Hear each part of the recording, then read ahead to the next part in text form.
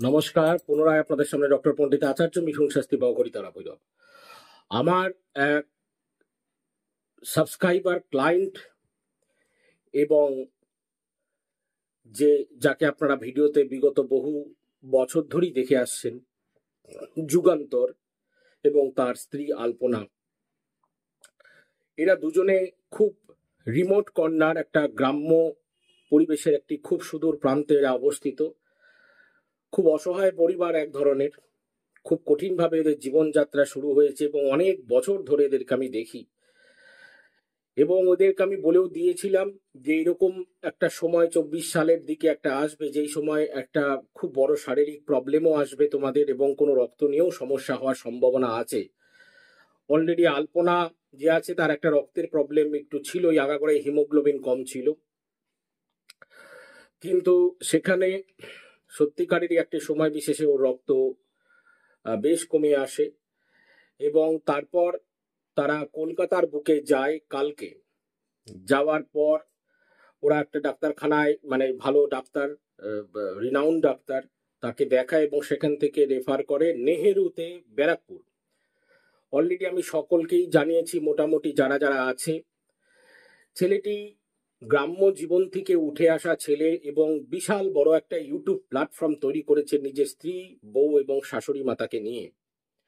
তারা একটা বিধ্বস্ত পরিস্থিতিতে ওখানে পড়েছে এবং সেখানে ওরা কোনোভাবে রক্ত জোগাড় করতে পারছে না, ও নেগেটিভ রক্ত।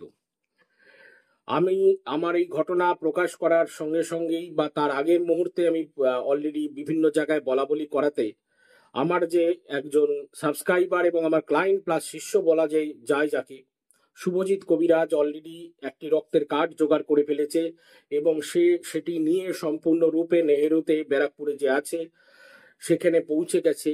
রক্তের আরো প্রয়োজন, কারণ ওখানে 2.3 পর্যন্ত রক্ত নেমে বসেছে আলপনার। আমি ভিডিও লাগিয়ে দিচ্ছি, আমি ওর সাথে মানে টানা সকাল বেলা থেকে আমি 3.5 ঘন্টা ধরে ওর সাথে ফোনের মধ্যে ছিলাম। আমি ফোনের মধ্যেই দেখে যাচ্ছি, অ্যাম্বুলেন্সেও আমি সাথে ছিলাম, মানে ভিডিও কনফারেন্সে। হসপিটাল যাওয়া পর্যন্ত আমি ভর্তি অ্যাডমিশন পর্যন্ত আমি ছিলাম এবং কিভাবে পাচ্ছিল না, ছেলেটি বিভ্রান্ত হয়ে পড়েছিল, অস্থির হয়ে পড়েছিল। সেখানে ওকে সান্ত্বনা দিয়ে বিভিন্নভাবে আমি বুঝে বলেছি কোনো রকম টেনশন, কোনো চিন্তা নেই, সমস্ত কাজ হবে, সব সুস্থ হবে, অত ঘাবড়ানোর কিছু নেই। আমি ভিডিও লাগিয়ে দিচ্ছি, আপনারা দেখতে পারবেন। আমি ভিডিও ক্লিপ করেছি যাতে এই ঘটনাগুলো সবার সামনে আনা যায়। যারা যদি কেউ ও নেগেটিভ কোথাও রক্ত পান তাহলে অবশ্যই যুগান্তরের সাথে একটু যোগাযোগ করবেন। আমি ফোন নাম্বারও যুগান্তরের লাগিয়ে দেব। যে যেভাবে পারুন ওদেরকে একটু সাহায্য করুন এই রক্তের ব্যাপারে। আমি এদিক থেকে যতটুকু পারছি আমি করেছি এবং শুভজিৎকেও আমি বলেছি অলরেডি রক্তের ব্যবস্থা করতে, ও কার্ড ব্যবস্থা করে অলরেডি নিয়ে গেছে এবং আরো রক্তের প্রয়োজন ওর। এবং আপনারা যে যেখানে থাকুন, যারা এই ভিডিও দেখছেন, আমার এটা বিনীত নিবেদন সকলের কাছে যে একটি প্রাণ বাঁচানো বা একটি মানুষকে বাঁচানো, রক্তদান মহাদান, এই কাজ যদি কেউ কোনোভাবে করে ওদেরকে সাহায্য করতে পারেন আমার প্রচন্ড ভালো লাগবে। এবং শুধু তাই না, এটা ঈশ্বরের কাছে একটি পবিত্র ধরনের কাজ, সেটা আমরা সকলেই জানি যে রক্তদান মহাদান। তো এইরকম ভাবে ছেলেটি বুঝতেই পারছে না, একটা গ্রাম্য জীবন থেকে শহরের একটি মহান পরিবেশের মধ্যে পড়ে মানে অতিষ্ঠ হয়ে পড়েছে। সে এমন অবস্থা হয়েছিল এখনই অ্যাম্বুলেন্স করে সে আবার চলে আসবে, মানে অথচ তার বউ তখন বমি করছে, ভয়াবহ পরিস্থিতি, সে কঠিন পরিস্থিতি চলছিল। সেখানে আমি ভিডিও কলের মাধ্যমে দাঁড়িয়ে থেকে তাদেরকে সমস্ত ভাবে সান্ত্বনা দিয়ে ধীরে ধীরে ধীরে এগিয়ে নিয়ে গেছে। এখন নেহরুতে ওকে ভর্তি করেছে আলপনাকে। যে যারা পারবেন যদি কোনোভাবে রক্তের দিক থেকে যদি সাহায্য করতে পারেন তাহলে অবশ্যই, দেখুন আমরা সকলেই মানুষ, আমরা চাই মানুষের কল্যাণ, আমরা মানব কল্যাণে আমরা নিজেদের জীবনকে সঁপে দিয়েছি।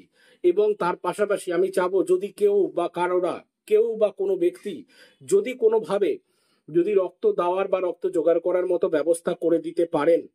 যুগান্তরদের পরিবারে সেই গ্রাম্য জীবনের পরিবেশ থেকে উঠে এসেছে, শহরের বিভীষিকা দেখেছে, মানে মানে একদম পাগলের মতো করছে, হাউমাউ করে কাঁদছে। আমার খুব খারাপ লাগছে, আমি খুব কষ্টও পাচ্ছি এই ব্যাপারে। যে যেভাবে পারবেন তাদেরকে একটু সাহায্য করবেন এবং রক্তের একটু ব্যবস্থা করে দিতে পারলে খুব বড় মানে কৃতজ্ঞতা মানে দেব আর কি তাদেরকে, যারা এইরকম উপকার করবেন। এবং যুগান্তরের ফোন নাম্বারও আমি লাগিয়ে দিচ্ছি। ও নেগেটিভ রক্ত, এবং সম্ভবপর হলে একটু ওর সাথে কথাবার্তা বলে আপনারা একটু যে যেভাবে পারবেন একটু সাহায্য করুন। ছেলেটি গ্রাম্য জীবন থেকে শহরের জীবনে এসে পড়েছে, চারিদিকে সে অন্ধকারের মতো দেখছে। প্লিজ আপনারা সকলে একটু যে যেভাবে পারবেন একটু সাহায্য করুন। জয় মা। ওই জন্য রিক্সার মধ্যে আমি তোমার সাথে আছি।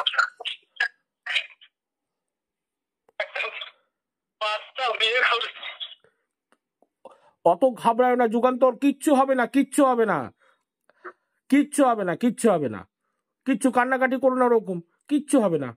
ধৈর্য ধরো, ধৈর্য ধরো, ধৈর্য ধরো। মনকে শক্ত রাখো, তো সব আস্তে আস্তে বেরিয়ে যাবে, সব ঠিক হয়ে যাবে।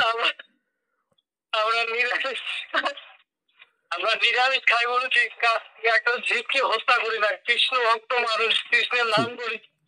আমাদের ঠিক ঠিক ঠিক, আর ঠিক হয় বাবা, ঠিক হবে, ঠিক হবে। একটু ধৈর্য ধর, একটু ধৈর্য ধর, সব ঠিক হবে।